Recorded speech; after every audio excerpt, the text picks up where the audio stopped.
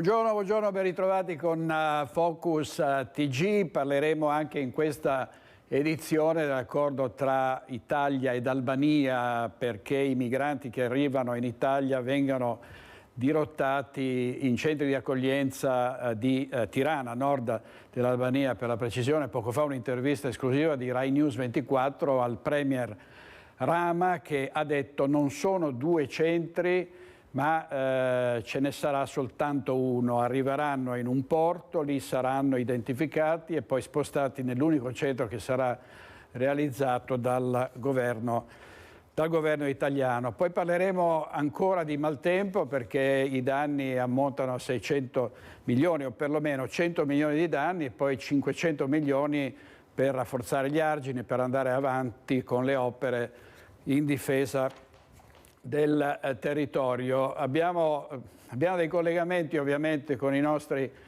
colleghi, vediamo se c'è Ilaria Marchiori, è per noi, è collegata, non è collegata con noi, ma l'avremo ovviamente più tardi. Allora partiamo da, mi sembra che ci sia anche Alex Giuliano da Bassano del Grappa. Allora sentiamo Giuliano e partiamo con Bassano del Grappa perché avremo diverse notizie da dare sull'Alto Vicentino. Sentiamo.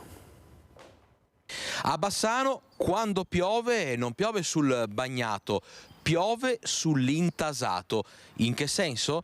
Basta vedere queste immagini, siamo in via Tommaseo per rendercene conto. Tombini e caditoie completamente occluse, intasate dagli aghi, dal fogliame, dai rami. E allora quando si scatena il maltempo in città, in queste zone sono inevitabili gli allagamenti. Chi vive in città ha ancora negli occhi queste immagini del nubifragio di inizio giugno. Interi quartieri di Bassano furono allagati, in particolar modo nella zona sud della città. In quell'occasione la combinazione pioggia-grandine ha rapidamente ostruito i tombini formando veri e propri ruscelli ai bordi delle carreggiate e mandando in tilt il traffico. Particolarmente colpiti via Monsignor Negrin, quartiere Firenze, via Cabaroncello e la zona del quartiere Santa Croce. A distanza di quasi 6 mesi la situazione è cambiata? Le immagini che abbiamo raccolto testimoniano che i problemi che c'erano ci sono ancora. Qui siamo proprio in quartiere Santa Croce e le caditoie lungo il viale Alberato sono praticamente seppellite sotto strati di terra e fogliame. Eccoci adesso in zona quartiere Firenze. I problemi in via Tommaseo li abbiamo già mostrati, ma la situazione nelle vie confinanti è addirittura peggiore. In via Buonarroti tombini e caditoie sono completamente tappati. Poco distante ci troviamo in via Galilei e la situazione di certo non è migliore, guardate. Una quotidianità che trasforma ogni temporale in un potenziale pericolo per chi abita in queste zone e che si è rivolto più volte all'amministrazione. La prima volta mi hanno risposto che dovevano fare l'appalto e non c'era nessuno che poteva farlo. Dopo un paio di mesi stessa cosa, alla fine ho mandato un'email al presidente di quartiere minacciando che se succedeva un allagamento che mi entrava acqua, perché la strada era sempre allagata, chiedevo i danni. Con questi pini dovrebbero pulire la strada una volta alla settimana e invece delle volte rimane là. Un problema che non smette di creare problemi e che a questo punto non va più spiegato, ma risolto. Frane e smottamenti provocati anche nell'Alto Vicentino dall'ondata di maltempo. Andiamo subito in diretta a Marostica da Monica Smiderle. A te Monica. Buongiorno a te direttore, buongiorno a tutti i nostri telespettatori. Mi trovo a Marostica con il sindaco Matteo Mozzo. Siamo precisamente in via Costa Curta, una via nel territorio comunale collinare di Marostica tra le frazioni di San Floriano e San Luca, Vallonara e San Luca. Che cosa è successo? Lo vedete alle nostre spalle. C'è stato un nuovo smottamento dopo il maltempo. Il comune di Marostica ha condotto continua a pagare il conto. È un territorio sicuramente collinare bellissimo, ma molto fragile. Numerosi gli smottamenti, numerose le frane. Sindaco, insomma, che cosa sta succedendo? Sì, in questo momento, come succede quando abbiamo le precisazioni importanti, intanto buongiorno direttore, buongiorno a tutti i telespettatori. Paghiamo per alcune settimane naturalmente quello che è il terreno che si va a imbombare d'acqua, e quindi riscontriamo sulle fasce collinari numerosi smottamenti e piccole frane. Questo non colpisce solo i comuni di Marostica, ma tutti i comuni dell'area pedemontana e tutti i comuni che hanno territorio collinare. Nel caso specifico, sindaco, che cosa è successo? Beh, qui abbiamo avuto la segnalazione della caduta di alcuni massi da 40-50 kg circa che rotolavano per strada. Siamo intervenuti subito con i dipendenti del comune e gli operai comunali, che hanno messo in sicurezza chiudendo la via, posizionando anche i New Jersey per bloccare ulteriori cadute. Nella giornata di ieri abbiamo fatto il primo intervento con i mezzi per asportare il materiale che ruscellava ancora a valle durante la notte, e adesso abbiamo appena finito la pulizia totale. Aspettiamo la perizia e poi vedremo di riaprire in sicurezza. Fortunatamente non ci sono stati feriti, non c'è stato il coinvolgimento di mezzi, perché appunto lungo la strada che è in pendenza rotolavano massi molto pesanti. Sì, poi diciamo che il problema di queste cose è che tendenzialmente succedono sempre in aree dove c'è poco campo, di notte, e quindi il rotolamento, anche se non sono massi di grandi dimensioni, quando c'è una strada che ha una pendenza tra il 5, 6 o 7%, possono creare importanti danni, anche perché in queste strade passano numerosi ciclisti, numerose persone a piedi, anche con gli animali, alcuni anche fanno passeggiate con i cavalli, per cui movimenti franosi che fanno cadere a valle materiale possono creare appunto danni, oltre che le cose anche le persone. Adesso, sindaco, si tratta di verificare la situazione della parete. Esatto, adesso abbiamo l'ingegnere che farà le verifiche e poi in sicurezza riapriremo la strada. Probabilmente lasceremo magari i New Jersey per ancora qualche giorno, fino a che il terreno non si sarà asciugato, per poi rimuoverli. Visto che nel servizio direttore si parlava di caditoie, è iniziata la pulizia delle caditoie qui a Marostica, nel territorio comunale, in particolare di collina. Sì, la fascia collinare merita di un'attenzione maggiore rispetto a quelle pianeggianti, perché abbiamo più che solo caditoie, abbiamo veramente una rete scolare secondaria importante, che fanno sì che, se mantenute in perfetta regimazione idraulica, evitino i ruscellamenti a valle di materiale importante e poi facciano partire le frane. Siamo partiti ieri da Vallonara, abbiamo fatto via Costa Curta e via Boli. In questo momento ci stiamo concentrando nella frazione di San Luca, e per andare poi in tutta la settimana e nei prossimi 15 giorni a completare tutta l'arco delle colline in territorio comunale con la pulizia di tutte le caditoie. Bene, da Marostica io ringrazio il sindaco Matteo Mozzo, è tutto, la linea torna allo studio. Grazie molte a Monica Smiderle. Torniamo all'accordo storico, è stato definito così da Giorgia Meloni, dell'Italia con l'Albania per regolare i flussi dei migranti, in particolare, vedete, per mandare migranti in Albania, ma è scoppiata subito una bufera politica. In vigore 5 anni dovrebbe durare questo accordo, 5 anni. Il PD, il Partito Democratico, dice serve il voto delle Camere. Esponenti del centro-sinistra hanno detto è una specie di Guantanamo italiana, richiamando la base militare americana a Cuba, che è in parte anche un penitenziario. Allora andiamo per sentire, abbiamo sentito tante reazioni anche ieri sera a Focus dalla sindaca di Pieve di Cadore, che ringrazio molto, Cindy Manucci, che è di origine albanese. Buongiorno sindaca. Buongiorno a voi. Senta, mi è stato riferito dai colleghi che lei è contraria a questo accordo, lo ritiene molto discutibile, è così? Sì, lo ritengo innanzitutto inutile. Io non mi vado a impelagare anche oggi sul Corriere delle Alpi, non ho voluto andare troppo a fondo delle questioni morali, etiche che concernono l'immigrazione in generale e le mie origini albanesi in particolare.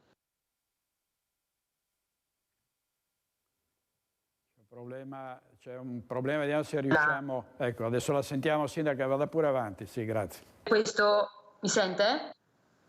Sì, dicevo che sicuramente questo non porterà dà grandi risultati all'Italia in generale, a noi sindaci in particolare, che ogni giorno ci troviamo a gestire la questione migranti con grosse difficoltà. C'è tanto clamore, tanto fumo per questo accordo, ma innanzitutto lo trovo di difficile realizzazione dal punto di vista pratico e anche molto costoso. E poi i benefici, non lo so, lasceranno un po' il tempo che trovano, perché si parla comunque di 3.000 unità.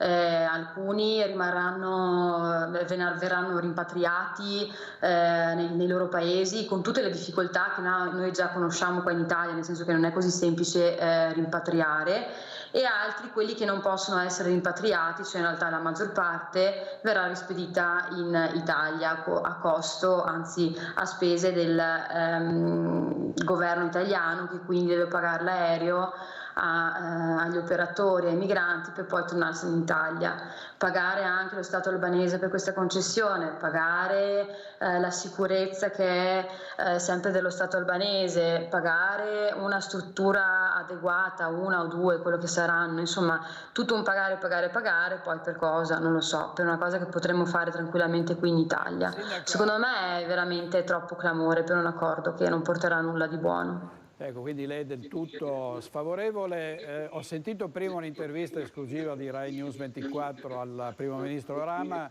che si è lamentato per la domanda che tutti i giornalisti gli fanno: cosa avrà in cambio l'Albania? E lui ha risposto: non avremo in cambio nulla, noi siamo amici dell'Italia che ci ha aiutati ai tempi dei grandi sbarchi, gli albanesi amano l'Italia, gli italiani stati molto e sono ospitali, per cui in cambio non vogliamo nulla. Come la considera questa posizione? Ma non so quanto sia sincera in realtà, non lo so quanto sia sincera. Detta da Rama, sicuramente ci sono degli interessi sotto, c'è tutto l'interesse dell'Albania ad unirsi all'Unione Europea, e sarebbe un passo sacrosanto, perché comunque gli albanesi sono di fatto europei, così si sentono e stanno facendo del loro meglio per entrare dentro l'Unione.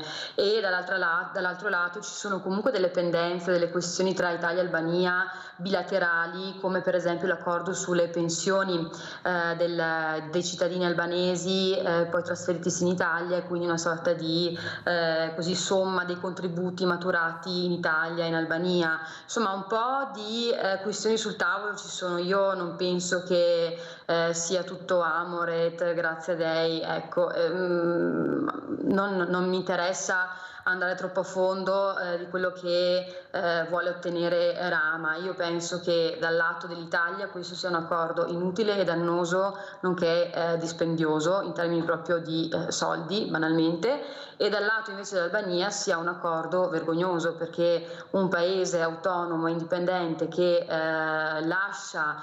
cede un pezzo di sovranità sopra un'area del suo territorio, credo che sia abbastanza mortificante. Ci sono molti modi di dimostrare la riconoscenza nei confronti dei nostri partner e degli amici. Qua non ho visto il caso, insomma, di prendere questa strada per dimostrare riconoscenza eterna all'Italia. Abbiamo avuto tante occasioni per farlo come albanesi, e lo faremo ancora, ma questo non mi sembrava davvero l'occasione giusta.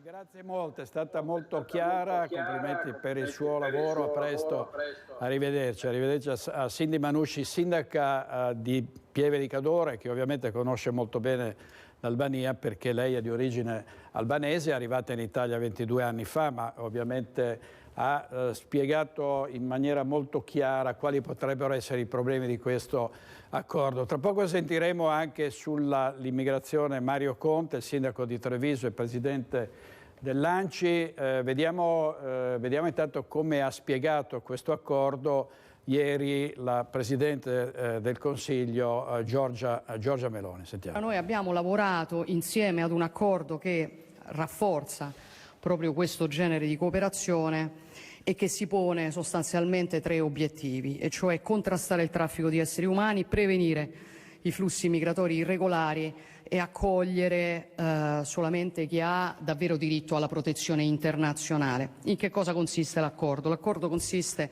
nel fatto che l'Albania darà la possibilità all'Italia di utilizzare alcune aree del territorio albanese nelle quali l'Italia potrà realizzare a proprie spese sotto la propria giurisdizione 2 strutture dove allestire centri per la gestione dei migranti illegali.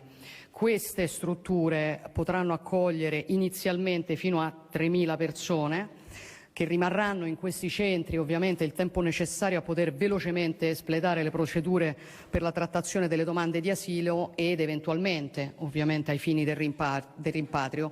Chiaramente si tratta di massimo 3.000 persone contestuali, ma è chiaro che utilizzando le procedure accelerate che consentono grazie a questo governo di processare le richieste in 28 giorni, io intendo che con questo progetto a regime questi numeri possano essere considerati come mensili e che quindi il flusso complessivo annuale possa arrivare fino a 36.000 persone che si alternano. Voglio anche dire che questo accordo non riguarda e questa possibilità non riguarda però i minori, non riguarda le donne in gravidanza, non riguarda gli altri soggetti vulnerabili.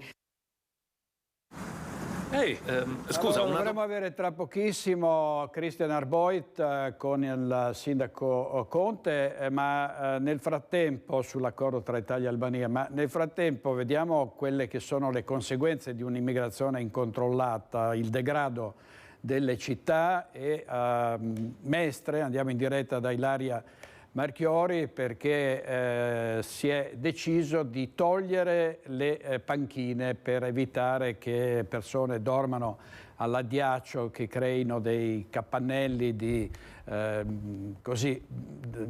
degrado e di abbandono nel centro delle città. Andiamo subito da Ilaria Marchiori.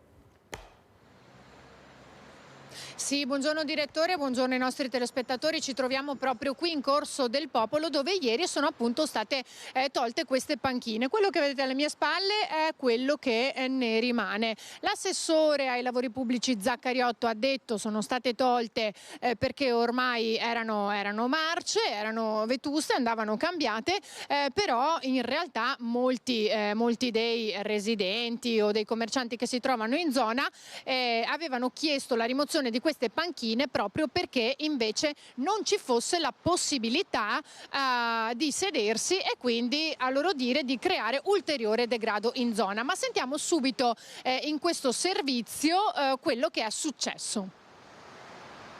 Rimosse in mattinata le panchine di Corso del Popolo a Mestre come soluzione a sbandati e tossici. È così che il prefetto ha dato corso, a meno di 24 ore dal suo sopralluogo, alle richieste di residenti e commercianti.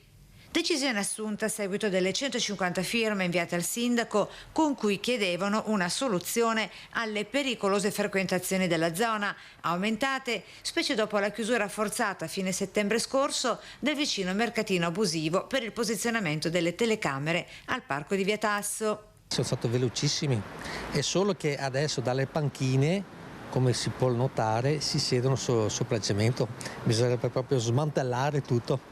Voi esercenti cosa ne pensate? Che stanno in piedi, non si riposano più come prima. Diciamo che c'è chi dice sì, delle volte è un bene perché serve le panchine, delle volte però si siede un po' di tutto. Decisione fotocopia di quelle prese ad agosto 2022 con la rimozione delle panchine della centralissima via Zorzetto prima e poi con l'edicola abbandonata di via Puerio. Ma il problema dei bivacchi non si è risolto. La via Piave che spostai da qua, qui manda via da qua e andrà da un'altra parte, non risolve il problema. Rimuovere le panchine come metodo di dissuasione alla seduta non pare funzionare. Lo vediamo con i nostri stessi occhi dalle immagini girate a pochi minuti dall'eliminazione di quelle in Corso del Popolo. Vedete, ci si continua a sedere dove si può. Secondo me diventa scomodo per tutti gli altri, insomma, non so. Non mi pare sia una soluzione. Magari manca la panchina e qualche persona anziana magari ne aveva bisogno. La persona anziana ha il badante o la badante e ha la sua carrozzina. Ma non tutti gli anziani hanno la carrozzina e il badante, sono anche persone che fanno fatica a camminare, che si stancano, anche allora gente devono giovane. Restare a casa allora, se si stancano. Ecco, avete sentito allora quello che è successo e poi anche questo ultimo commento che ha scatenato non poche polemiche in città. Qui insieme a noi c'è l'avvocato Matteo D'Angelo che oltre a essere, buongiorno avvocato, oltre a essere un residente a lavorare in zona è anche un cittadino attivo tra gli organizzatori della manifestazione che ci fu lo scorso anno, riprendiamoci la città, proprio per lanciare un forte messaggio di azione in quella che poteva essere una lotta al degrado e alla microcriminalità. Lei cosa ne pensa di quello che di questo commento? È inaccettabile, non è lasciando indietro, lasciando solo chi è più in difficoltà, chi è più anziano, chi non ce la fa, che si risolvono i problemi, tantomeno non si risolvono desertificando la città, eliminando gli spazi di aggregazione, di socialità come una panchina, come una fontana o chiudendo i parchi.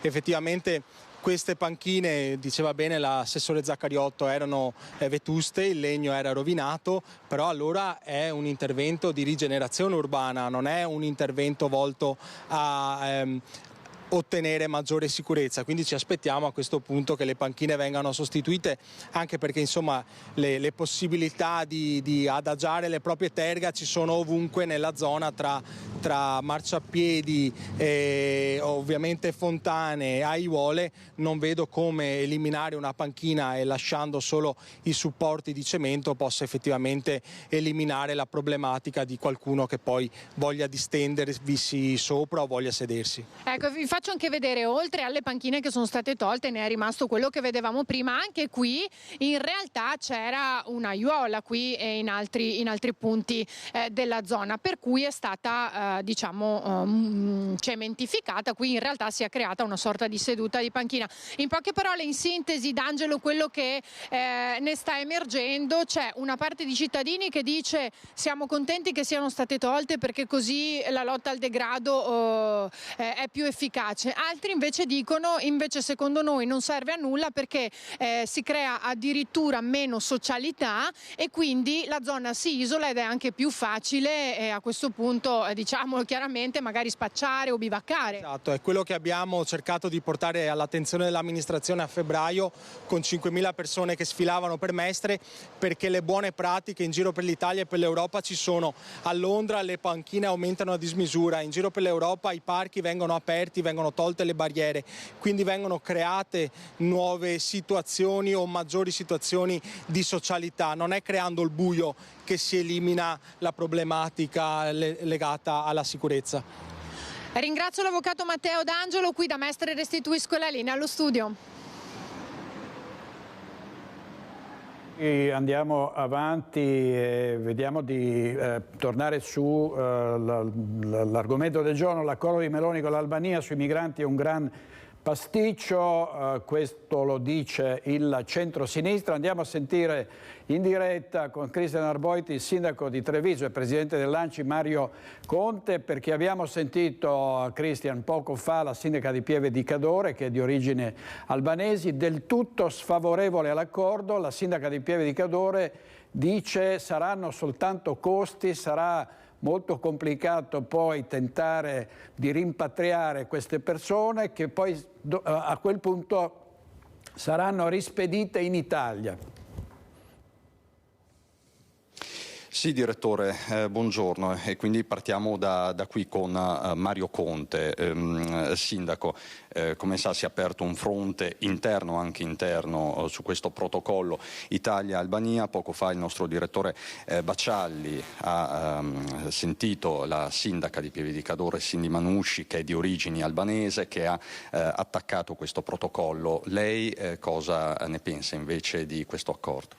Diciamo che magari la sindaca che è intervenuta conosce un po' meglio le caratteristiche dell'Albania e quindi credo che il suo attacco al protocollo sia più rivolto a una questione legata all'Albania più che all'Italia. Ricordo che fino a qualche giorno fa, qualche settimana fa, si dibatteva, si discuteva, si polemizzava soprattutto perché c'è preoccupazione da parte dei territori su questa ennesima ondata migratoria con delle caratteristiche, dei numeri molto preoccupanti. Oggi è stata messa in campo una soluzione alternativa alla quale nessuno aveva mai pensato, e credo che tutte quelle soluzioni che possono alleggerire un problema di saturazione dei nostri territori, saturazione da un punto di vista degli spazi, anche da un punto di vista delle risorse, perché troppe volte i comuni si sono sentiti abbandonati nella gestione così sregolata di questo fenomeno migratorio, quindi tutto ciò che può alleggerire questa nostra pressione io credo che debba essere accolta con rispetto, con curiosità e possibilmente con positività. Quindi la Marca e il Veneto sul fronte dell'accoglienza sono già saturi? Ma diciamo che abbiamo provato attraverso i protocolli, attraverso anche esperienze positive a cercare di cambiare un po' la rotta, ma le difficoltà sono abbastanza evidenti da parte dei territori, soprattutto in un periodo caratterizzato da grandi limitazioni finanziarie, perché siamo alle prese con dei bilanci di previsione che sono caratterizzati da tagli, da sacrifici, e quindi non c'è più margine per riuscire ad aiutare in modo dignitoso altre persone, e quindi dobbiamo trovare soluzioni alternative. E a proposito di tagli e sacrifici, lei qualche istante fa ha annunciato l'aumento della tassa di soggiorno per le strutture ricettive del comune di Treviso, di fatto un raddoppio. Sì, tassa di soggiorno che però ci tengo a sottolineare non è un sacrificio per i nostri imprenditori, per le nostre comunità, ma è una tassa che è rivolta soprattutto ai numerosi turisti che vengono nella nostra città. Passiamo da 1 euro a 2 euro, quindi non stiamo ovviamente chiedendo chissà cosa, però è un incremento importante che ci consente di adeguare l'accoglienza ai turisti e soprattutto la programmazione culturale, sportiva, enogastronomica all'altezza di una città che è diventata a tutti gli effetti turistica, con un boom turistico pari al 25% in più rispetto all'anno 2019, che era stato il nostro anno record. Quindi se vogliamo continuare questo trend dobbiamo adeguare anche i nostri standard di accoglienza e di programmazione, e lo possiamo fare attraverso la tassa di soggiorno. Senta Sindaco, visti i continui tagli anche da parte centrale, ci saranno anche altri aumenti, IMU e quant'altro? Ma siamo alle prese con la chiusura di un bilancio di previsione che sarà complicato. L'obiettivo di questa amministrazione è garantire i servizi soprattutto alle fasce più deboli, che sono gli anziani, le persone con disabilità, i nostri bambini, le scuole, il sociale. Quei capitoli devono essere, oltre a non essere tagliati, devono essere anche garantiti e sostenuti, e quindi per far questo faremo certamente dei sacrifici da un punto di vista dei tagli, ma valuteremo se sarà sufficiente, e se no andremo a spiegare alla nostra comunità che dovremo tutti fare un piccolo sacrificio per riuscire a garantire quei servizi, perché oggi è un periodo complicato, caratterizzato da un'esplosione dei costi, con un'inflazione importante, con i costi energetici, esattamente gli stessi ragionamenti che ogni famiglia fa, la deve fare anche il sindaco per le proprie comunità. Non è una questione trevigiana, ma è una questione di tutti i sindaci d'Italia che oggi si trovano con le medesime difficoltà,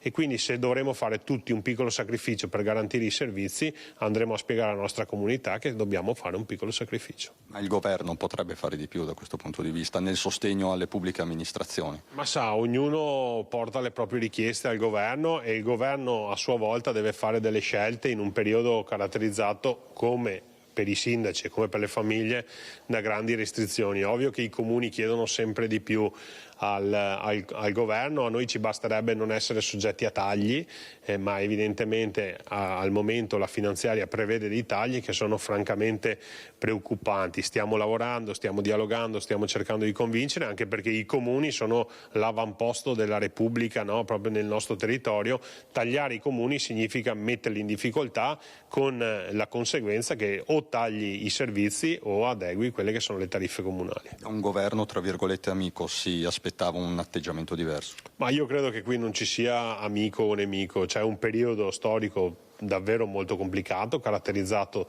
da 2 guerre, una in Europa, una in Israele, che stanno facendo schizzare i costi della vita, con delle ripercussioni importanti, e quindi siamo chiamati tutti a stringere i denti e a fare eventualmente anche dei sacrifici.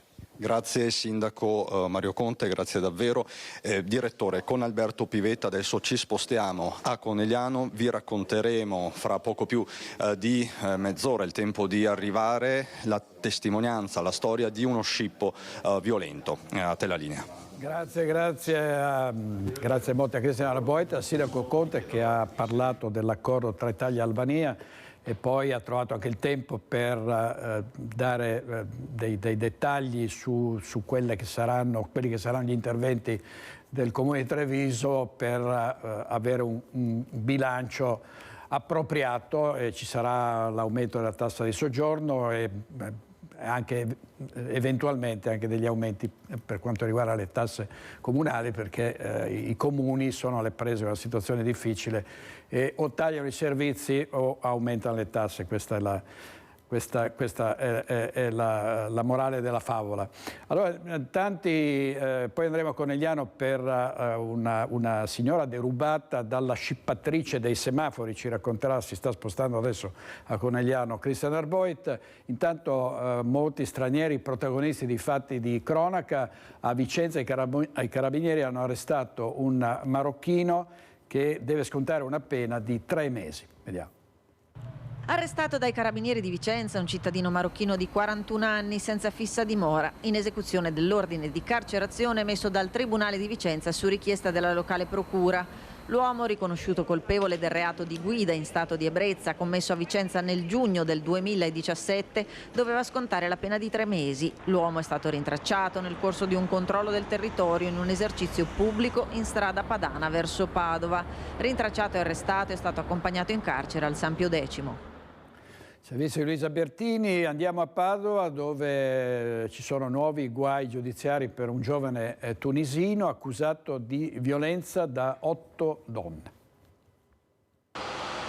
Si aggrava il quadro giudiziario per un 20enne tunisino accusato di violenza sessuale nei confronti di 7 ragazze, tutti episodi che sarebbero avvenuti nella zona della stazione di Padova. Per questi fatti il giudice ha dato il via libera alla richiesta dell'avvocato difensore di rito abbreviato per il 20enne, che si trova in carcere prima a Padova e ora a Belluno da giugno.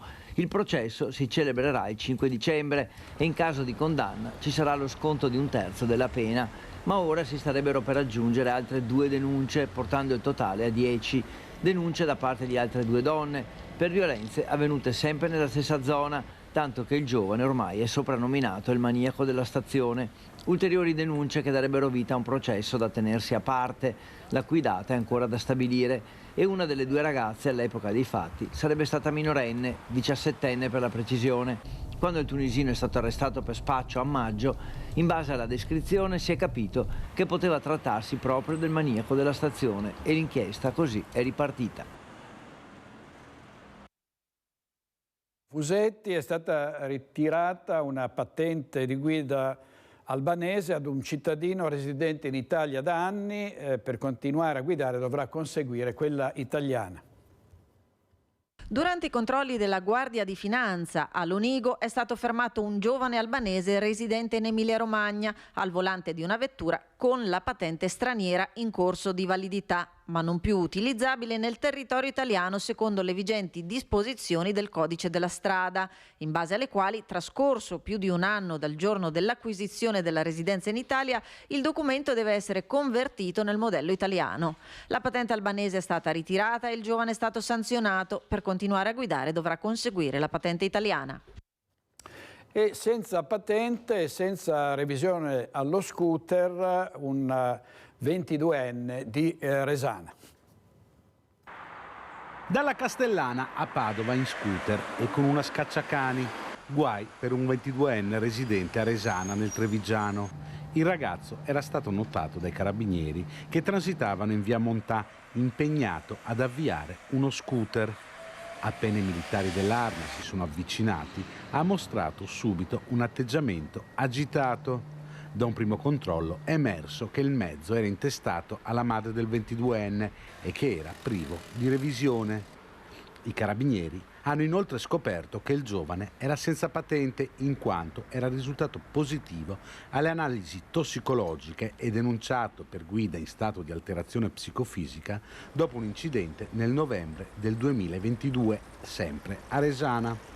Il 22enne è stato poi perquisito ed è spuntata anche una pistola scacciacani carica priva di tappo rosso. Era la perfetta riproduzione di una Beretta modello 92 in uso alle forze dell'ordine e di proprietà del padre del giovane.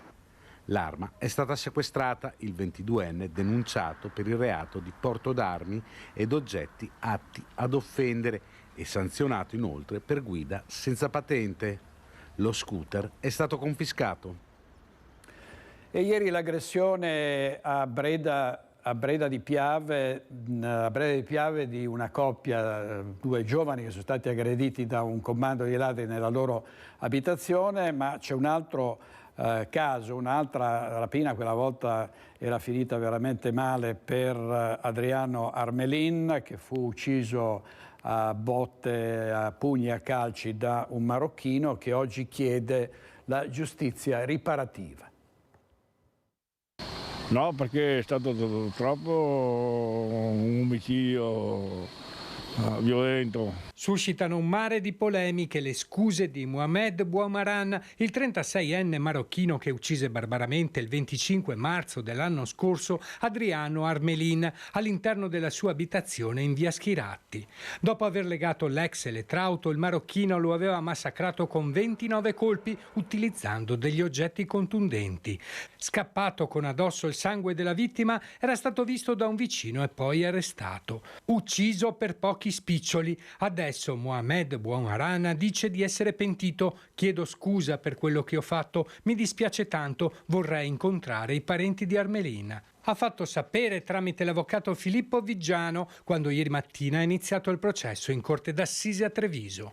L'avvocato ha chiesto in aula un percorso di giustizia riparativa per il 36enne. È una novità della riforma Cartabia, che prevede, se accolta, uno sconto fino a un terzo della pena. Ipotesi che ha creato un mare di indignazione e rabbia a Pieve di Soligo, a cominciare dal primo cittadino Stefano Soldan. Credo che maturare la consapevolezza dell'atto che questa persona ha compiuto, un atto così cruento, violento, sia naturale, anzi sia doveroso da parte di questa persona.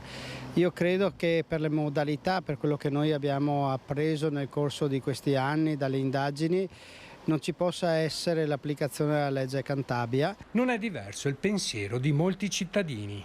L'assassino ha combinato un delitto troppo brutto, troppo violento. Per me uno così deve prendere minimo l'ergastolo. Servizio di Nicola Marcatto e rivediamo una testimonianza agghiacciante della ragazza aggredita insieme al suo fidanzato in una abitazione in località Pero a Breda di Piave. Vediamo la testimonianza della vittima di un commando di ladri. Vediamo. Siamo arrivati a casa dal lavoro, il mio ragazzo era già dentro e praticamente era in garage, è andato in bagno, sentiva dei rumori e praticamente quando è entrato in salotto si è visto due persone che l'hanno aggredito, ha cercato di difendersi ma l'hanno buttato per terra, hanno cominciato a tirargli un po' di calci, lui si è difeso, insomma li ha mandati fuori c'era una terza persona che faceva il palo e poi sono scappati in mezzo ai campi. Sono sequenze violente quanto drammatiche quelle vissute da una giovane coppia di Breda di Piave, Simona e Mirko. Entrambi, ancora sotto shock, preferiscono non mostrarsi in volto. L'incubo poco dopo le 6 di sera in via Marche a Pero, una strada tra i campi fatta di cortili e villette. Qui i ladri non si sono fatti scrupoli, colpendo il padrone di casa ripetutamente. L'uomo ha tentato di difendersi. Gli hanno tirato un po' di pugni di calci, ma erano tutti incappucciati, dalla parlata sembravano stranieri, non hanno detto molto, però sì, non è riuscito a riconoscere ovviamente. Che tipo di accento?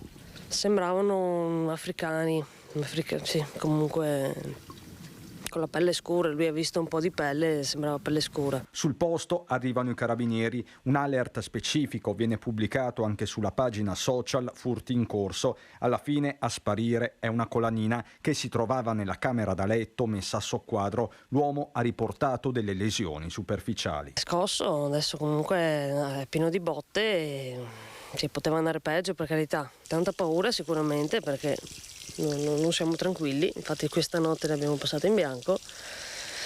Insomma, speriamo che non succeda più. Eppure è già successo, per questo, se possibile, il senso di insicurezza è ancora più profondo. A giugno di 2 anni fa, era di notte, sono entrati, hanno messo sul quadro la cucina e noi eravamo di sopra che dormivamo. Quindi eravate in casa anche all'epoca? Esatto. Quindi speriamo non si ripeta più. Speriamo non si ripeta più, ma si ripeterà ancora purtroppo, perché questa è ormai una consuetudine, quella dei furti nell'abitazione, aggressione ai proprietari delle case. Vediamo cosa dicono, cosa hanno detto ai nostri microfoni i residenti nella zona. Sentiamo. No, guarda, è una disperazione, veramente una disperazione. Io tante volte ho paura perché sono convinta magari di aver chiuso il cancello, la porta, e tante volte mi trovo il cancello aperto al mattino. Molto probabilmente cercano di entrare. Ho preso 2 cuccioli di cane che avvertono se c'è qualcosa che non va. Furti ne ho subiti 2 e quindi mi sono attrezzato. A Breda, come in buona parte della Marca, furti e tentati furti continuano. Stavolta però ci sono elementi che alzano il livello di preoccupazione. E sembra che non sia la classica banda dell'Est che si occupa di questa situazione, ma sia una banda di nordafricani. E questo è da sottolineare, perché purtroppo hanno un modus operandi completamente differente, quindi non si fanno molti scrupoli di alzare le mani verso le persone che trovano dentro. L'unica soluzione per Demma sta nell'inasprimento delle pene, da qui il nuovo appello al ministro Nordio. Altrimenti siamo a livelli veramente di giustizia fai da te. Io lo sento tutti i giorni nei miei social che la gente inizia veramente a pensare, a voler fare giustizia fai da te, visto che la giustizia in questo campo sembra non ci sia. Altro fronte, quello dei controlli. Qualche pattuglia in più, probabilmente in orari diversi, soprattutto negli orari in cui si sa che queste persone agiscono. Quello. Se non c'è il personale per fare i controlli, quello è il problema. Dal canto suo il Comune preme l'acceleratore sull'avvio del controllo di vicinato. Si cercherà anche di rafforzare il pattugliamento con la polizia locale. Segnalate naturalmente immediatamente qualsiasi cosa possa essere sospetta. Chi ha impianti di allarme, anche se deve uscire per 5 minuti, andare a prendere il pane, lo attivi. Assolutamente, non ci perdiamo, non sorvoliamo su queste cose. Io faccio di tutto per rimanere tranquilla, avendo più fiducia in qualcosa di più grande, però alla fine non siamo per niente sicuri, perché c'è di tutto e di più. Oggi in regia Renato Cappoia e Fabio Falliero. Vediamo ancora per quanto riguarda i furti in abitazione la storia di un uomo la cui casa è stata svaligiata da ladri che hanno rinchiuso il cane in una stanza. Vediamo. Domenica scorsa ho letto che anche dal notaio Sciogli sono entrati e questo sabato sono entrati qua a casa mia. Non hanno pace i residenti di Parco Rocca, quartiere residenziale di Conegliano, colpito di nuovo dai ladri. Questa volta il raid è avvenuto presso l'abitazione di Stefano Sperandio, titolare di una tabaccheria in via Caronelli e vicepresidente dell'associazione di commercianti Conegliano in Cima. I malviventi, mentre si trovava in negozio, sono entrati nella sua casa poco lontano, in viale Gorizia. Mi hanno messo sopra la casa, non hanno trovato nulla, hanno avuto poco tempo, non ho neanche nulla perché già 5-6 anni fa mi erano venuti a trovare. Era rammarico è di trovare tutto sottosopra, ovviamente ti violano la propria casa e quello non è piacevole. Entrati da una finestra sul retro hanno trovato davanti a loro Bruno, un pitbull di 10 mesi che hanno rinchiuso in una stanza nel corridoio. È un cucciolotto di 10 mesi, quindi sicuramente non hanno preso paura del cane, ecco, gli avrà scodinzolato. Sono stati più i danni che quello che hanno portato via, ci ha detto Sperandio. Sono riusciti a prendersi solo un orologio di poco conto. Resta il fatto che ti violano la propria privacy, cioè io ho trovato a camera mia sottosopra tutti i cassetti svuotati, i braccialetti, le vecchie carte di credito, cioè cose che non hanno nessun valore per l'amor di Dio, però rompe le scatole. Sono entrato in camera mio figlio nel bagno, non l'ho baltato, ho aperto gli stipiti del salotto. A Godega, San Fior, tante le case derubate negli ultimi giorni. A Conegliano invece questo raid è stato compiuto con ogni probabilità dalla stessa banda che ha rubato nell'abitazione del notaio Giuseppe Scioli, dove hanno portato via una cassaforte. L'altra volta stesse dinamiche, entrati dalla stessa finestra, l'altra volta si sono fatti 4 case, tutte qua attorno, quindi penso che il modus operandi sia molto simile. E sulla sicurezza a Vicenza ormai è scontro aperto tra il sindaco Giacomo Possamai e l'ex sindaco Francesco Rucco. Sentiamo i dettagli. Ore calde calde per la criminalità. A Vicenza mancano pochi minuti alle 10 di sera quando un cittadino viene minacciato con una siringa e rapinato in centro storico. La stessa notte viene dato l'assalto a un negozio di via del Mercato Nuovo dove i ladri sfondano con un mattone la vetrina. 2 episodi in una manciata di ore. Continua incessante l'allarme sicurezza non solo in centro storico ma anche nei quartieri. Questa amministrazione è molto brava nel comunicare, nel non annunciare, ma poco nel fare. Il sindaco 2 settimane fa era stato a Roma, dove aveva chiesto un incontro con il ministro dell'Interno per ottenere il ritorno dell'esercito a Vicenza con l'operazione Strade Sicure. Non solo, è stato potenziato il servizio dei vigili di quartiere, ma è evidente che furti e rapine sono un problema urgente da risolvere con sistemi più decisi. L'attenzione alla sicurezza è massima perché la consideriamo la questione più importante in questo momento da porre a tutti i tavoli e da porre con grande attenzione nei confronti dei cittadini, insieme alla questura, alla prefettura, a tutte le forze dell'ordine. Stiamo lavorando anche dentro il Comitato di Ordine Pubblico e Sicurezza per garantire il presidio più forte possibile in tutti i quartieri in città.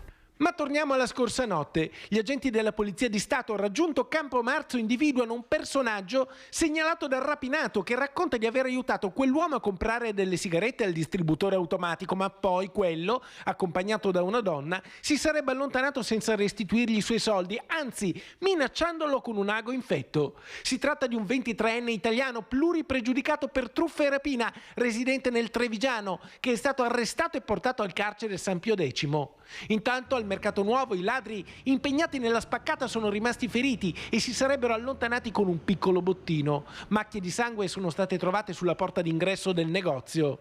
Nella stessa zona sabato scorso sono state derubate 3 aziende all'interno del mercato ortofrutticolo, un colpo che sarebbe valso ai malviventi 30.000 euro. Adesso le forze dell'ordine stanno indagando con l'aiuto delle immagini di videosorveglianza della zona, ma l'allarme criminalità è ormai un tema politico e il centrodestra chiede provvedimenti. Non ci sono delibere, non ci sono decisioni, è necessario dialogare costantemente con le forze dell'ordine, con il Comitato di Sicurezza, è necessario tornare poi periodicamente in Consiglio Comunale, questo lo chiederemo noi, per verificare che gli impegni presi dal sindaco vengano rispettati. Non accettiamo più le parole che abbiamo visto da parte di pifferai magici come è stato ai tempi di Achille e Variati, ci vogliono fatti concreti. Ci vogliono fatti concreti. Andiamo a Padova dove stanno entrando nel vivo le operazioni per realizzare 2 linee del tram, una grande opera di viabilità green della regione. Sentiamo tutto da Valentina Visentin con l'operatore Cristian Rocche Allende. A te Valentina. Sì, buongiorno direttore, noi ci troviamo nel punto dove dalla settimana prossima inizieranno i lavori per realizzare il secondo ponte sul canale Scaricatore, il ponte dove scorrerà il tracciato della seconda linea del tram di Padova che unirà il quartiere di Volta Barozzo con la stazione, passando nei punti più trafficati della città e quindi anche davanti all'ospedale. Un'opera importante insieme alla terza linea che prenderà il via, insomma, che si è già preso il via con alcune opere di sottoservizi. Due linee su cui sta spingendo molto l'amministrazione comunale perché si tratta di una rivoluzione green per la viabilità. Dicevamo, settimana prossima partiranno qui i cantieri per la realizzazione di questo secondo ponte che scorrerà parallelo a quello vecchio che vedete alle mie spalle e che servirà sempre per il traffico veicolare. Nel nuovo ponte è prevista anche una pista ciclabile, sarà in acciaio pressoché identico a quello che vedete alle mie spalle, leggermente più lungo. Tutti i dettagli su come cambierà la viabilità nel periodo in cui verrà realizzato questo secondo ponte ce l'ha spiegato pochi minuti fa l'assessore alla mobilità di Padova Andrea Aragona, che è stato intervistato dal collega Federico Fusetti. Sentite cosa ha detto. Assessore, parlando del ponte sullo Scaricatore parliamo di una delle opere più importanti sicuramente a sostegno della linea 3 del tram. Che novità ci sono? Sì, esattamente, una delle più importanti non solo per la linea del tram, perché il ponte sarà dotato anche di una nuova pista ciclopedonale che andrà a risolvere un problema che è quello della strettoia del passaggio ciclopedonale del ponte di Volta Barozzo, anzi pedonale perché non avrebbe neanche le misure per le biciclette. È sicuramente l'opera probabilmente insieme al capolinea più importante per quanto riguarda la linea stazione Volta Barozzo. I lavori dureranno un anno, si tratta di un ponte nuovo che sarà anche in seguito alle nuove normative per i ponti simile a quello attuale ma più grande. Ci sarà quindi un anno di lavoro, però credo che poi con annessi ovviamente disagi sarà un vantaggio per tutta la città. Disagi in che senso? Sostanzialmente verranno chiuse le due strade arginali e quindi per le automobili bisognerà trovare, lo indicheremo sia mediaticamente che anche in strada, una nuova viabilità, mentre per i passaggi ciclopedonali apriremo due nuovi passaggi, uno è quasi pronto, l'altro sarà pronto a breve per avere appunto delle altre arterie per le biciclette e per i pedoni. Quando si partirà? I lavori partiranno diciamo da fine settimana per poi andare alle vere chiusure nella prossima settimana.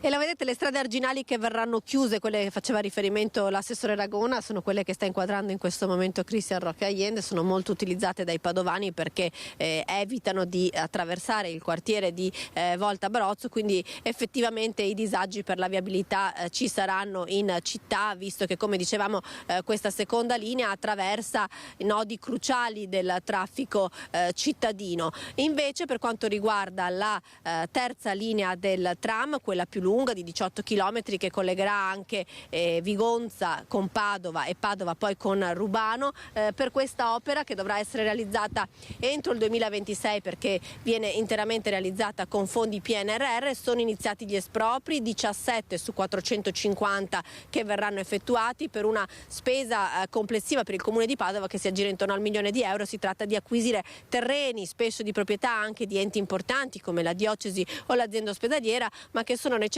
per far scorrere questa che è la terza linea, sarà la terza linea, è la più lunga con oltre 40 fermate e che diventa un'opera che non collega solo i quartieri cittadini ma anche la cintura urbana, con 3 linee del tram che saranno pronte dunque a Padova per il 2026. La città conferma la sua svolta verso una viabilità sempre più sostenibile e votata insomma all'utilizzo dei mezzi di trasporto pubblico. Sono 2 grandi opere su cui l'amministrazione Giordani ha puntato molto. Da Padova è tutto, restituisco la linea allo studio.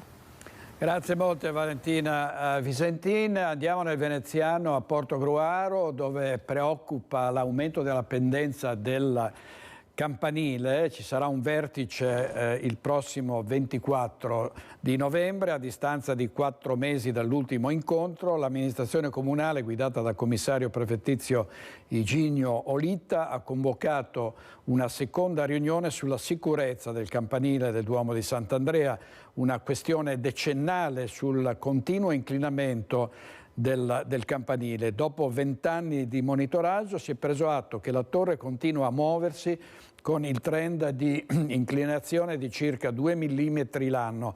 Il vertice del prossimo 24 novembre consentirà di definire gli eventuali aggiornamenti del piano di emergenza per rischio crollo, che prevede una zona rossa da evacuare del raggio di 65 metri. Gli edifici possibilmente coinvolti dal pericolo di crollo sono 29, mentre le persone da allontanare sarebbero circa un'ottantina. E ieri momenti di paura in piazza Ferretto a Mestre per il crollo di un cornicione del terzo piano del palazzo accanto al cinema, all'ex cinema Excelsior. È il secondo caso in pochi giorni. Sentiamo Anna Maria Parisi. Paura in piazza Ferretta Mestre quando poco dopo le 11:30 dal terzo piano di questo edificio è caduto un pezzo di cornicione. Fortunatamente a quell'ora non stava transitando, non stava passando nessuno. Solo un fortunatissimo caso del destino ha voluto che gli enormi blocchi di marmo non si siano schiantati sulla testa delle persone lungo il passaggio pedonale. Ci sono molti bambini. Questa zona, quella della fontana, è molto frequentata al pomeriggio da bambini piccoli. E insomma, se capitava mentre un bimbo giocava era un pericolo grosso. Immediato l'intervento con l'autogru dei vigili del fuoco per verificare non ci fossero altri pezzi di marmo pericolanti, eliminare le parti a nuovo rischio crollo e mettere in sicurezza i pezzi precipitati. Sul posto anche gli agenti della polizia locale. Transennato il porticato e interdetta l'area. La gente sotto shock ed esterrefatta per il reale scampato pericolo. Che bisognerebbe guardare che manutenzione fare in tutta la piazza, perché ci sarà questo, sarà un palazzo vecchio, ma ce ne sono altri anche di vecchi. Io adesso non me ne intendo quello che sta accadendo, quello che non sta accadendo. Bisogna che vengano le persone adatte. Si tratta del secondo caso in una settimana, sempre in piazza Ferretto, quando, sempre dai vigili del fuoco, era stato chiuso il porticato sotto ai tabacchi per il pericolo crollo. E abbiamo visto che era tutto transenato per la caduta del cornicione vicino alla tabaccheria e al bar sport. Dopo un giorno tutto si è messo a posto. Chiedere ai proprietari di controllare se le loro strutture sono ancora fatiscenti o meno. Sì, è un stabile abbastanza vecchio e in quello in parte l'Eccelsior è anche dismesso, penso. È uno dei buchi neri della città. Sì, purtroppo, e della piazza anche. E purtroppo non sono esaltanti le condizioni della Basilica Palladiana, dove si riscontra da parte del nostro telespettatore che ce l'ha segnalato uno stato di degrado. Vediamo. Cartoline da Vicenza, il monumento simbolo della città, un diamante architettonico incastonato in Piazza dei Signori. Ma sotto i portici, quando la città dorme e il buio è caduto per strada, salendo piano piano le scale del monumento, ecco, ci si trova quello che non ci si aspetta. Non qui. 2 biciclette e poi delle coperte e 2 senza tetto che hanno trovato riparo. Quello che balza agli occhi sono le cicatrici della povertà, i segni di un sistema che ha dei problemi se c'è chi è ridotto a dormire per strada.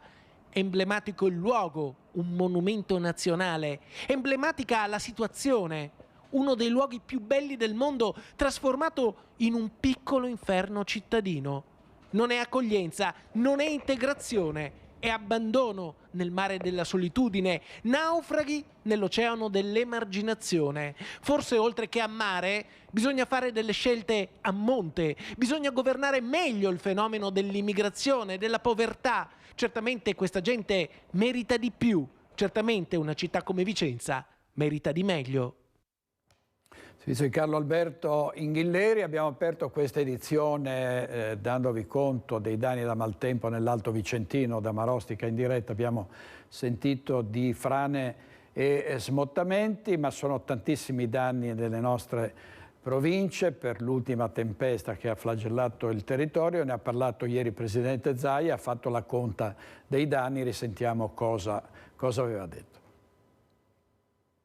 Oltre ai 100 milioni di danni direi che è fondamentale ricordare che noi abbiamo la necessità quantomeno di avere $500 miliardi per diaframmare, quindi mettere in sicurezza gli argini che sono stati assolutamente molto sollecitati e quindi oggi hanno l'esito del danno di questa alluvione. E così il conto del maltempo che si è abbattuto sul Veneto sale a 600 milioni di euro. 100 milioni fanno parte della conta dei danni. Le aree più colpite sono le spiagge e le zone montane. Solo a Bibbione 7 chilometri di litorale hanno subito un'erosione di 40 centimetri. Poi ci sono le frane in montagna e in collina, 32 quelle registrate, che impongono lavori sulla viabilità secondaria. È la cifra degli investimenti a far schizzare i conti in alto con la messa in sicurezza necessaria delle anse dei fiumi. I lavori riusciamo a farli velocemente. Il problema vero è un altro, il problema è che ci vogliono le risorse. Ne ho parlato con il ministro Salvini, ma ne ho parlato in senso generale, visto e considerato che il governo dovrà fare ovviamente un decreto e cominciare a stanziare fondi rispetto a quello che è accaduto. 2 miliardi ha già investito la Regione Veneto in grandi opere dopo il 2010 con la grande alluvione. Resta scoperto il fronte del Piave sul quale pende il progetto tanto contestato del bacino alle Grave di Ciano. I ricordi della piena storica del 1966 sono vivi. Per la Regione è quello del Piave il prossimo fronte. Ci dobbiamo concentrare il più possibile sul Piave, perché quel bacino idrografico del Piave è un bacino importante, ce l'ha dimostrato anche durante questa ultima alluvione. In 24-48 ore il Piave si è totalmente riempito d'acqua. Bacini di laminazione, diaframmature degli argini col calcestruzzo perché vanno rafforzati. In queste ore intanto il centro funzionale decentrato della Protezione Civile regionale emette una nuova allerta arancione fino alle 14 di domani per il bacino Po e Basso Adige. Allerta gialla invece nei bacini Basso Brenta, Bacchiglione Livenza e Tagliamento. Prima di andare in pubblicità vediamo 2 titoli del Gazzettino. Fincantieri assume 90 persone per varie sedi e con l'accordo con i sindacati. Occhialeria, Marcolin compra la ICI Berlin e si rafforza nel settore del lusso. E poi Walter Locatello, la disperazione del padre, ho sentito solo urlare papà papà mentre la corrente lo portava via, e questo era purtroppo il fatto che ha riguardato il vigile del fuoco che è scivolato in un torrente nell'Alpago durante la ondata di maltempo il cui corpo è stato poi ritrovato nel lago di Santa Croce. Pubblicità, 2 minuti e poi torniamo subito con voi.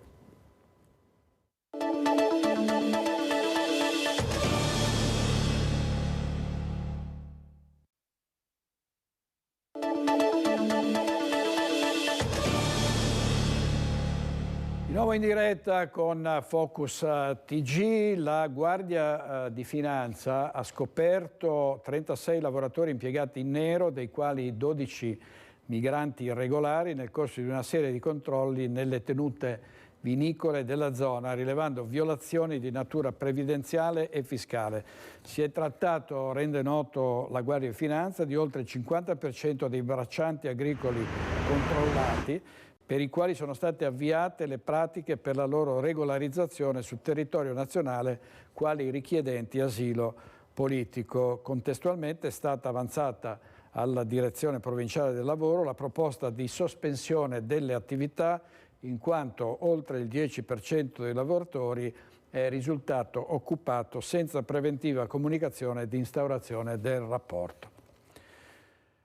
Pedopornografia, adescavano i minori sia per produrre materiale pedopornografico sia per costringerli o convincerli ad atti sessuali con 2 adulti. Per questo motivo sono stati arrestati 2 giovani, un italiano e un ecuadoregno, rispettivamente residenti in provincia di Cremona e Monza Brianza. Le indagini hanno permesso di identificare 10 vittime tra le province di Monza, Brianza, Milano e anche Treviso.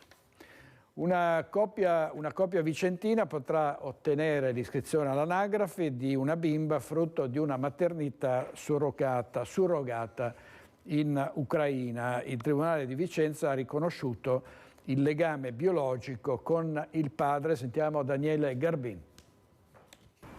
Il Tribunale di Vicenza ha riconosciuto la paternità biologica di una bimba apolide nata in Ucraina 4 anni fa. Una coppia vicentina aveva ricorso ad una maternità surrogata per cui il padre aveva richiesto il riconoscimento biologico. Con la moglie aveva portato in Italia la neonata dopo il parto, ma il Comune di Vicenza non aveva trascritto l'atto di nascita, impedendo così alla bimba di accedere ai servizi normalmente previsti. La coppia aveva presentato ricorso al Tribunale e alla Corte d'Appello di Venezia, entrambi però respinti. Per ottenere finalmente l'adozione semplificata della bimba, ora possibile, era fondamentale che venisse riconosciuto dal Tribunale il legame con il padre naturale. Il polverone sollevato dal sindaco di Noventa Padovana Marcello Bano, il vice sindaco Nicola Cannistarti, polverone che riguardava il 4 novembre, parole pronunciate durante la festa dell'Unità Nazionale. Il vice sindaco di Noventa, Nicola Cannistarti, che era stato tirato in ballo in questa polemica, parla della maggioranza e smentisce le voci che vorrebbero una crisi in Consiglio Comunale. Sentiamo l'intervista di Francesco Rattai. Siamo tornati a Noventa Padovana dopo le polemiche legate al discorso che il sindaco del comune della cintura padovana ha fatto il 4 novembre. Con me c'è il vice sindaco Nicola Cannistracci, che è stato chiamato in causa dalle opposizioni, perché lo avete sentito anche nel nostro racconto, nei nostri servizi, le opposizioni chiedono alle altre componenti della maggioranza che guida il comune padovano che cosa ne pensano del discorso, se sono completamente d'accordo con quello che ha detto il sindaco Bano. Appunto, siamo qua con Nicola Cannistracci e lo chiediamo a lui.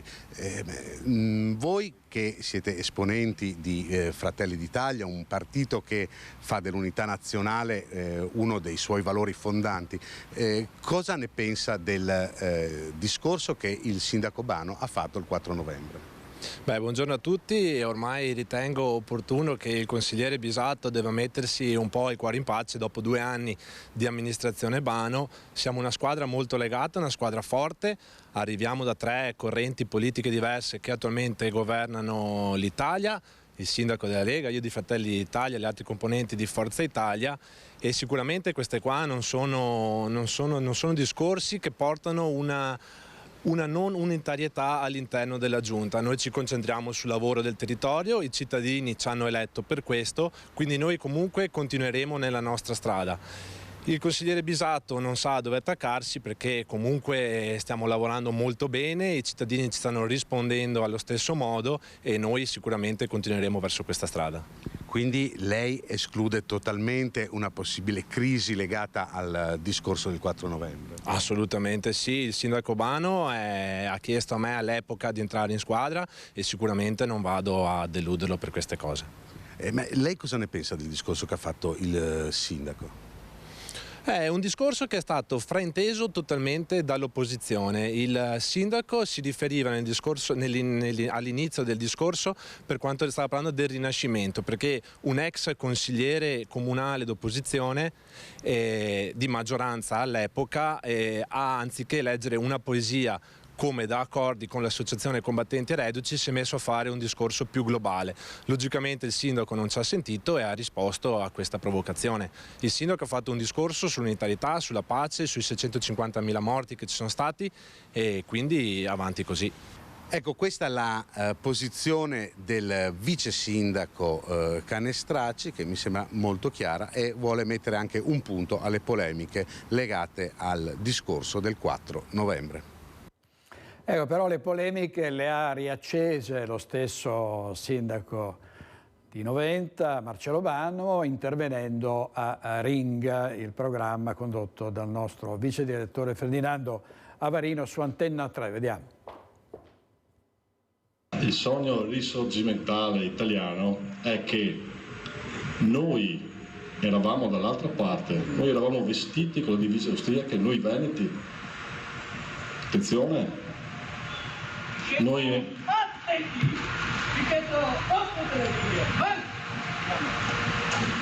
Noi eravamo dall'altra parte. Dobbiamo... Sono problemi? Le parole del sindaco di Noventa Padovana Marcello Bano durante la celebrazione del 4 novembre hanno provocato reazioni forti. L'associazione storica Uniti nella Memoria ha abbandonato la manifestazione e poche ore dopo sono arrivate anche le reazioni politiche. Ospite a Ring, la trasmissione condotta dal vice direttore Ferdinando Avarino, Marcello Bano spiega meglio cos'è accaduto. Lei cosa ha fatto? Allora, spieghi, poi voglio sentire Pelloni. Un discorso venetista, cosa intendeva dire? No, io ho fatto un discorso pacifista. E quando ho sentito quelle parole là che dovevamo festeggiare perché c'era la celebrazione di questo sogno risorgimentale, ho aperto e chiuso la parentesi e ho detto scusate, allora intanto non c'è nulla a festeggiare perché la prima guerra mondiale ha prodotto 650.000 morti. In pratica il sindaco ha precisato che parlando dello scambio di giubbe con i veneti obbligati a indossare quelle austriache si riferiva alla guerra risorgimentale in favore dell'unità d'Italia del 1866 e non alla prima guerra mondiale. Quando si celebra il 4 novembre, secondo me, primo bisognerebbe rispettare i morti di quel conflitto là e non c'è nulla dal mio punto di vista, nulla da festeggiare, c'è solo da riflettere. In studio anche Stefano Pelloni, consigliere comunale di Treviso del Partito Democratico, al quale replica ancora una volta Bano. E può capitare di dire una stupidata e sarebbe molto più apprezzato, io penso, da parte di tutti i cittadini, da parte di tutti gli elettori, sarebbe molto più apprezzato dire scusatemi, ho detto una stupidata, mi sono fatto prendere da un momento e ho detto una cazzata che da sindaco non dovrei dire. O festeggi io o sono non festeggi, per io ho detto riflessione, io ho detto non c'è nulla da festeggiare, c'è da fare una riflessione. E questo è successo su Antenna 3, intanto sono iniziate le grandi e piccole manovre in vista delle prossime elezioni, sia per le europee sia per quanto riguarda le regionali del 2025. Se non potesse fare il suo quarto mandato il presidente Zaia, ci sarebbe un candidato del centrodestra che è stato... di cui è stato fatto il nome in questi ultimi giorni, cioè l'industriale, l'imprenditore Matteo Zoppas. Sentiamo cosa ha detto in una sua nota. Non è che l'inizio di un balletto di nomi che durerà fino alle candidature ufficiali.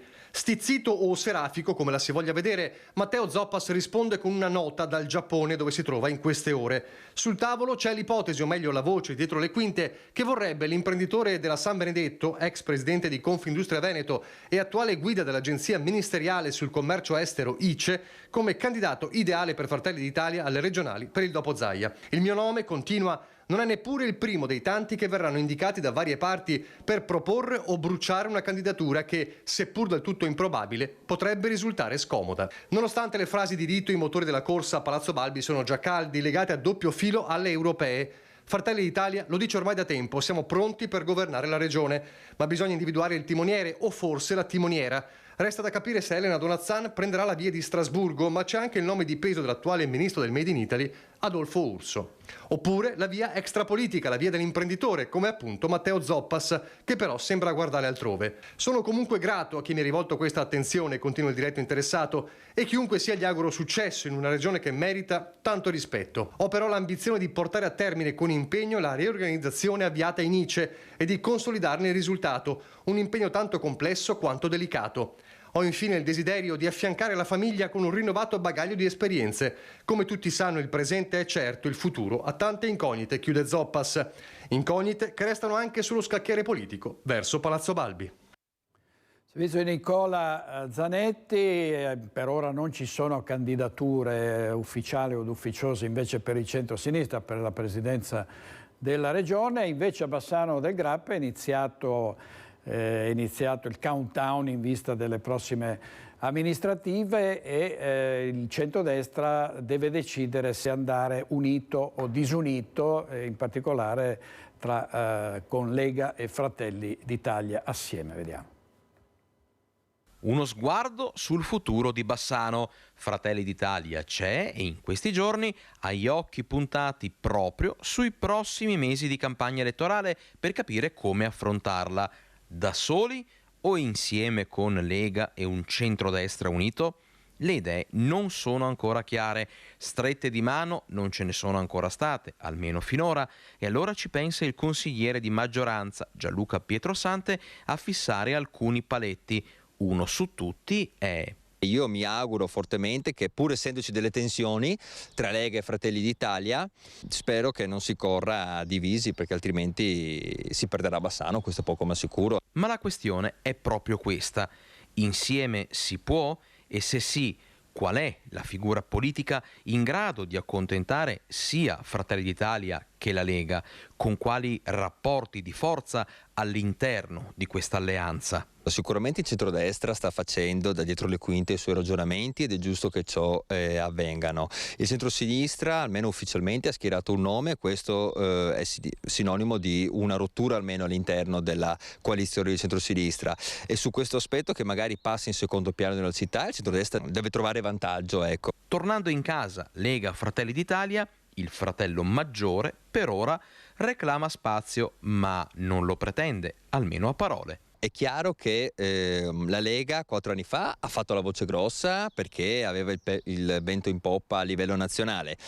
Quest'anno è Fratelli d'Italia, anche se io spero che il partito, e sono sicuro di questo, non nominerà di forza un proprio candidato. Divisi sicuramente perdiamo, e chi di dovere, insomma, deciderà attorno a questo tavolo se riconfermare Elena Pavan, ovviamente, perché insomma si parla di tutto e quant'altro, però ricordiamoci che attualmente c'è sempre un sindaco, ecco, oppure cambiare. La questione delle multe degli autovelox, vediamo intanto un titolo del Gazzettino, qui riguarda, qui siamo a Cittadella, scopre di aver preso una multa dopo 5 anni, quando arriva l'ingiunzione, e questa dottoressa ha fatto ricorso. Invece a Cadoneghe, per la questione delle multe degli autovelox e la protesta, la rivolta dei multati, sentiamo cosa ha detto dopo l'annullamento delle sanzioni il sindaco Marco Schiesaro. Ci saranno novità, perché non vedo l'ora, insomma, di poter dare delle novità che, insomma, stiamo attendendo tutti, devo dire, da molto tempo. Il sindaco di Cadoneghe parla per la prima volta dopo l'annullamento delle prime 22 multe del Velox lungo la vecchia strada del Santo e annuncia importanti novità per i prossimi giorni. Per quanto mi riguarda la situazione è molto chiara, stanno lavorando i nostri legali e devo dire che la sintesi arriverà davvero a giorni. Ieri c'è stato un consiglio comunale in seduta segreta, è andato davvero molto bene, maggioranza e minoranza hanno lavorato assieme per comprendere e condividere molti aspetti. Gli aspetti potrebbero riguardare proprio l'inchiesta della procura. Il sindaco pensa anche alla tutela dell'ente, che potrebbe essere a sua volta danneggiato da questa vicenda che ha animato tutta l'estate. Ci sono delle indagini su 2 funzionari, insomma, indipendentemente da come andrà il procedimento penale a carico di questi funzionari, noi la nostra parte diciamo amministrativa andrà avanti a tutela dell'ente, a tutela dei cittadini multati, e devo anche aggiungere a tutela dell'immagine dell'ente e del sindaco, che a mio avviso in questa vicenda sono parte lesa, e quindi dovranno intraprendere le giuste iniziative a sostegno dei cittadini multati e anche dell'immagine dell'ente. Sempre più drammatica la situazione nella striscia di Gaza, l'esercito israeliano sta entrando nei tunnel di Hamas, intanto continuano i bombardamenti, si parla di migliaia di morti. Vediamo anche in questo titolo di Repubblica: chiamo dall'intelligence israeliana, stiamo per bombardare il suo palazzo. Le telefonate dell'esercito al dentista di Gaza, Mahmoud Shein, quindi sarebbero proprio dei bombardamenti annunciati in modo che chi si trova in questi palazzi si metta in salvo.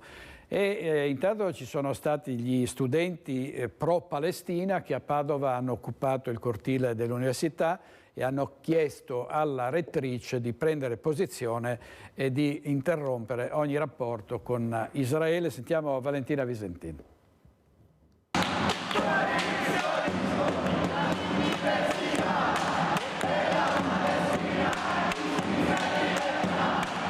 Prima al presidio, poi in corteo, circa 200 studenti universitari hanno occupato il cortile antico del Palazzo del Bo a Padova, storica sede dell'università, per manifestare il loro sostegno al popolo palestinese.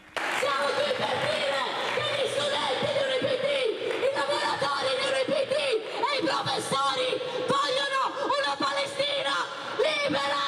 Gli studenti si rivolgono alla rettrice Daniela Mappelli, impegnata per tutto il pomeriggio in una seduta del Senato accademico. Gli studenti chiedono che l'università non rimanga in silenzio e che interrompa ogni legame o convenzione con enti e istituzioni israeliane. Davanti ad un caso di oppressione così evidente come quello dello Stato israeliano sul popolo palestinese, davanti a una cosa del genere nessuno si espone. I manifestanti hanno chiesto di poter consegnare un documento e le centinaia di firme raccolte in questi giorni da studenti e personale dell'Università di Padova all'appello dell'Università palestinese di Berzeit, che chiede alla comunità accademica internazionale di condannare i violenti bombardamenti israeliani su Gaza. Nel frattempo anche i rappresentanti degli studenti in Senato accademico hanno presentato la loro proposta. Quello che chiediamo anche e quello che porteremo all'interno del Senato è che vi sia una reale e concreta apertura di quelli che possono essere soccorsi umanitari, come è già stato fatto con la guerra in Afghanistan o le precedenti guerre in Bielorussia e in Ucraina. Anche per il popolo palestinese c'è bisogno di un aiuto e l'Università di Padova per la comunità accademica palestinese può muoversi e può dare una reale risoluzione del problema. Andiamo in diretta a Conegliano, dove la cosiddetta scippatrice dei semafori ha colpito ancora. Siete fermi con l'auto a semaforo, aprono la portiera della vostra auto e portano via borse e quant'altro. Sentiamo la testimonianza con in diretta Cristian Arboit. A te, Cristian.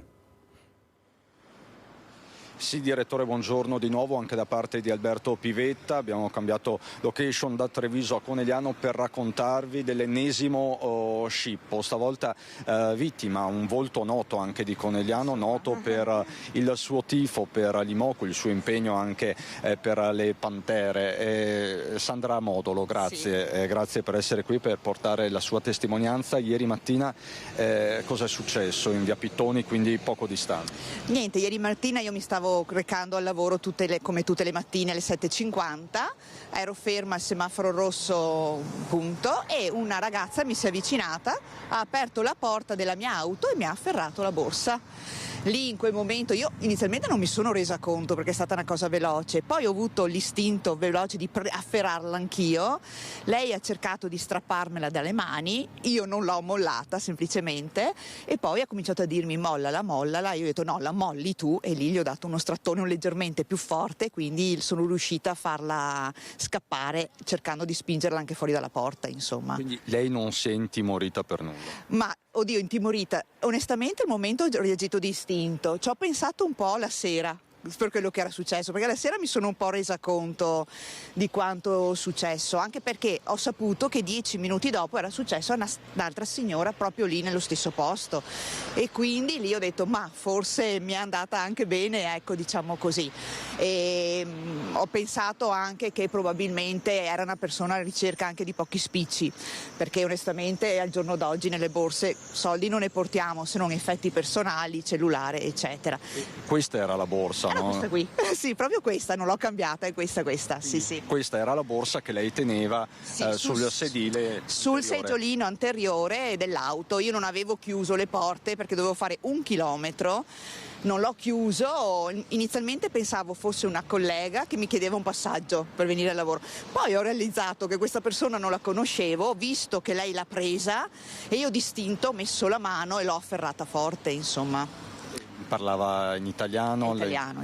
Una ragazza italiana? Sì, italiano. Mi ha detto 2 parole, ma la cadenza era italiana, assolutamente. Una ragazza giovane, sì. Quanti anni più o meno? Secondo me sulla quarantina.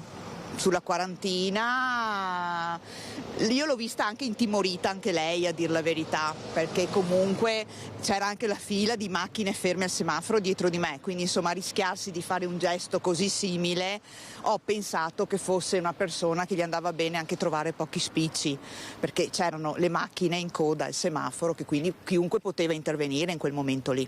Una situazione di reale pericolo. Lei che ha avvisato la polizia locale, i carabinieri? I carabinieri, sì, i carabinieri, ma che anche loro, sapendo, perché la signora dopo di me ha avvisato prima di me e quindi sono stati loro a cercarmi, per dire, ci siamo cercati contemporaneamente, e io lo dico, li ho avvisati soprattutto perché ritengo che queste cose devono essere tutti i cittadini, collaborare insieme tutti i cittadini, perché le forze dell'ordine fanno quello che possono, esistono ovviamente, però se collaboriamo tutti quanti insieme forse qualcosa riusciamo a fare, insomma.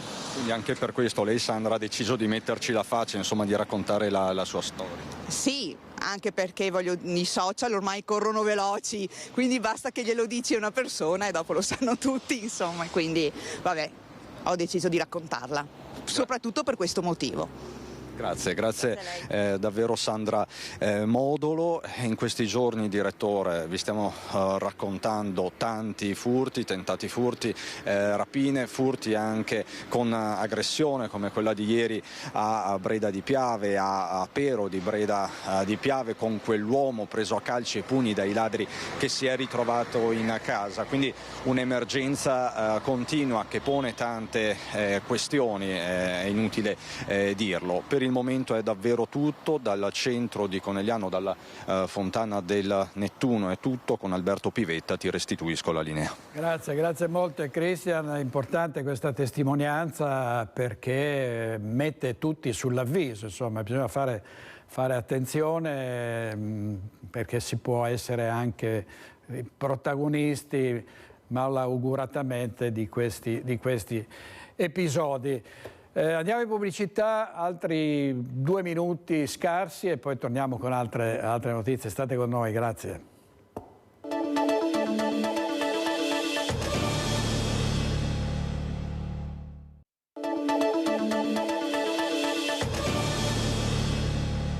La popolazione sta invecchiando anche in Veneto, i giornali hanno parlato di un record dei novantenni presenti in regione e quindi c'è chi tenta e cerca di valorizzare gli anziani e aiutarli a avere uno stile di vita sano. 5 comuni hanno per questo unito gli sforzi, proposto attività fisica a 6.500 cittadini con più di 65 anni residenti in 5 comuni dell'Alta Padovana. Sentiamo Federico Fusetti. Anziani protagonisti nel progetto Valgo, che prevede alcune attività rivolte agli over 65 per migliorare il proprio benessere fisico e mentale. Come suggerisce il nome del progetto, Valgo, gli anziani saranno i veri protagonisti dell'iniziativa proposta da 5 comuni, con Carmignano di Brenta come ente capofila. È un progetto che vede il comune di Carmignano di Brenta, il comune capofila, insieme ad altre 4 municipalità, tra cui Gazzo, Grantorto, Fontaniva e San Petringù. Il progetto si rivolge agli oltre 6.500 cittadini over 65 dei nostri territori ed è un progetto finanziato per 50.000 euro dalla Regione Veneto, che ringraziamo, e da 18.000 euro cofinanziato dai comuni aderenti all'iniziativa. Gli obiettivi principali sono la promozione della salute e la prevenzione delle malattie, grazie a attività che permettono al proprio corpo di rimanere sano e in salute, ma anche l'obiettivo di combattere l'isolamento sociale che ha colpito molti cittadini dopo la pandemia, e allora via alla promozione di uno stile di vita ricco di stimoli, con attività adeguate all'età che avanza e nuove abitudini quotidiane positive per mantenere attivi il corpo e la mente. Le prime proposte sono la ginnastica posturale, l'attività di acqua gym in acqua termale, Nordic walking e i corsi di ballo liscio. L'iniziativa si rivolge potenzialmente a oltre 6.500 cittadini over 65, più del 20% dell'intero territorio. Poi se volete potete seguire i corsi di ginnastica sulle nostre reti che hanno davvero un grosso record di ascolti. Chiudiamo con il lutto cittadino domani per i funerali di Walter Locatello, il vigile del fuoco scomparso la sera del 2 novembre inghiottito dalle acque del canale Riu a pochi chilometri dal lago di Santa Croce. Il suo corpo poi è stato ritrovato in questo specchio d'acqua. Frattanto online è scattata una raccolta fondi per sostenere Martino, il figlio della vittima, avuto dalla sua compagna lo scorso agosto. Sentiamo Tiziana Bolognani.